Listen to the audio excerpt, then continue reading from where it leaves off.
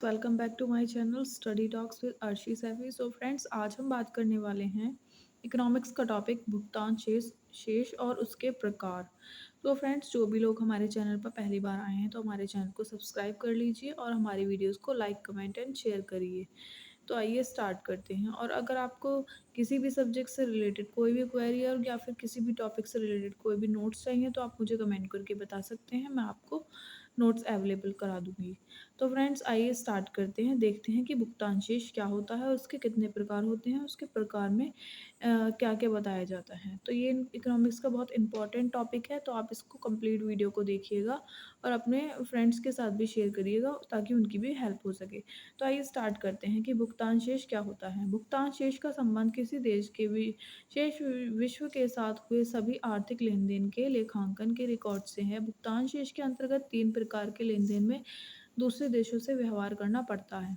ठीक है ना? भुगतान शेष क्या होता है कि जो किसी दूसरे देशों के साथ में हम जो व्यापार करते हैं, जो जो भी संबंध किसी देश के शेष विश्व के साथ हुए सभी लेन देन, जो भी लेन देन होता है उसका पूरा लेखांकन रिकॉर्ड होता है, उसको भुगतान शेष बोलते हैं। और भुगतान शेष के अंदर तीन प्रकार के लेन देन होते हैं।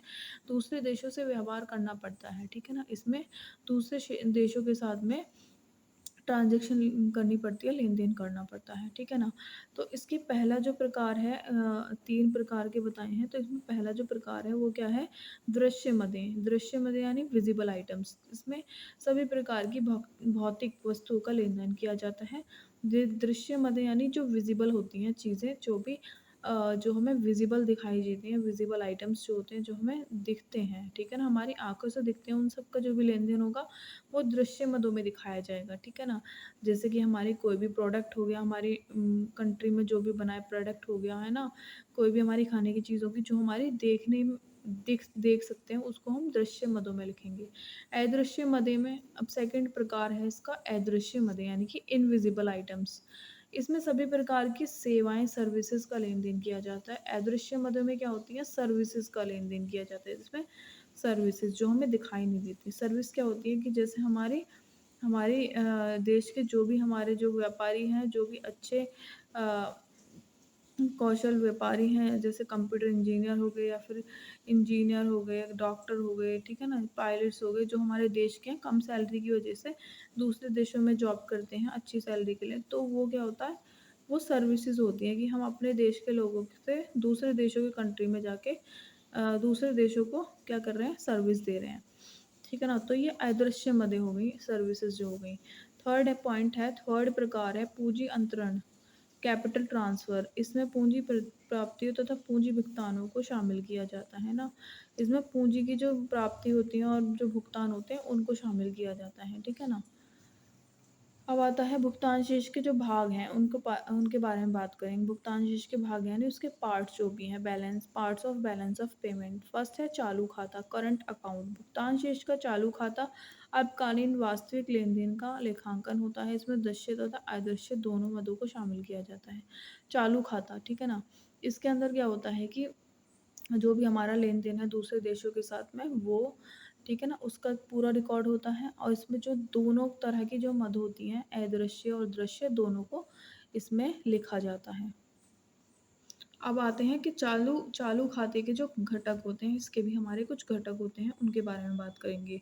मेनली हमारे बैलेंस ऑफ पेमेंट के भुगतान शेष के 2 प्रकार होते हैं, चालू खाता और एक है पूंजी खाता। तो हम पहले चालू खाते के बारे में बात कर रहे हैं, तो चालू खाते के जो घटक हैं, उनके बारे में बात करेंगे। हमने पहले देख लिया चालू खाता क्या होता है, उसके अंदर सारा लेन-देन का रिकॉर्ड होता है, उसमें दृश्य, अदृश्य दोनों मदें शामिल की जाती हैं, ठीक है ना? अब इसके जो घटक हैं, उनके बारे में बात कर लेते हैं। दृश्य वस्तुओं का निर्यात व आयात। दृश्य भौतिक वस्तु तथा बहुमूल्य धातुओं का निर्यात व आयात इस खाते में शामिल किया जाता है, ठीक है ना? सेकंड है अदृश्य मदें सेवाएँ। अदृश्य जैसे कि विभिन्न प्रकार की सेवाओं का आदान-प्रदान भी चालू खाते में शामिल किया जाता है। थर्ड है यातायात एवं परिवहन। वस्तुओं का अंतर्राष्ट्रीय परिवहन व यातायात एक दृश्य अदृश्य मद के रूप में चालू खाता शेष को प्रभावित करता है।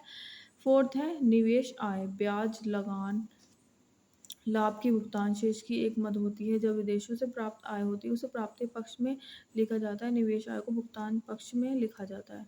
तो इसके मेनली 4 घटक हैं हमारे, दृश्य वस्तुओं का निर्यात व आयात, अदृश्य सेवाएं, यातायात, परिवहन और निवेश आय।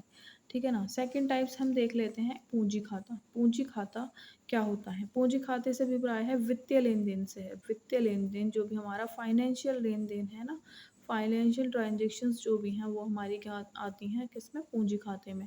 सभी प्रकार के अल्पकालीन तथा दीर्घकालीन पूंजी अंतरण स्वर्ण लेन-देन को पूंजी खाते में शामिल किया जाता है। ठीक है ना? जितने भी सभी प्रकार के शॉर्ट टर्म्स और लॉन्ग टर्म जितने भी पूंजी के वो हैं पूंजी के अंतरण हैं जैसे कि गोल्ड हो गया, गोल्ड का लेन-देन करना, ठीक है ना? और कैपिटल का लेन-देन करना, शॉर्ट टर्म, लॉन्ग टर्म, ठीक है ना? उन सभी को पूंजी खाते में ऐड किया जाता है। अब पूंजी खाते के जो भी घटक हैं, उनके बारे में हम बात कर लेते हैं, देखते हैं उसके पूंजी खाते के क्या-क्या घटक होते हैं। फर्स्ट है निजी विदेशी ऋण प्रवाह। निजी क्षेत्र द्वारा प्राप्त किए गए विदेशी ऋण जमा मद व वापस किए गए ये ऋण नाम मद में लिखे जाते हैं। फर्स्ट है इसका निजी विदेशी ऋण प्रवाह, ठीक है ना? सेकंड है बैंक पूंजी प्रवाह। केंद्रीय बैंक के अतिरिक्त बैंकिंग पूंजी के अंतर्प्रवाह की जमामद में और बाह्य प्रवाह की नाममद में गिनती की जाती है। थर्ड है सरका सरकारी पूंजी का लेन-देन। सार्वजनिक क्षेत्र द्वारा विदेशी से व अंतर्राष्ट्रीय मुद्रा से प्राप्त जमा खातों में और वापस किए गए ऋणों को नाम खाते में लिखा दर्शाया जाता है। लास्ट इसका घटक है स्वर्ण प्रवाह, गोल्ड फ्लो। जब एक देश का केंद्रीय बैंक विदेशों से स्वर्ण खरीदता है तो वह विदेशी विक्रेताओं को भुगतान करता है, इसलिए इसको भुगतान शेष में लिखा जाता है। और बिक्री करता है तो लेन-देन पक्ष में लिखा जाता है। तो फ्रेंड्स यही है मेरी आज की वीडियो। अगर आपको पसंद आई, इससे थोड़ी-सी भी आपको हेल्प मिली है तो प्लीज़ इसको लाइक करके जाइएगा और हमारे चैनल को सब्सक्राइब करिएगा और हमारी वीडियो को ज़्यादा से ज़्यादा शेयर करिए ताकि आपके दूसरे फ्रेंड्सों को, फैमिली को, जितने भी जो भी जिनको भी इसकी ज़रूरत है उनकी हेल्प हो सके। तो thanks for watching my video. Bye bye, take care.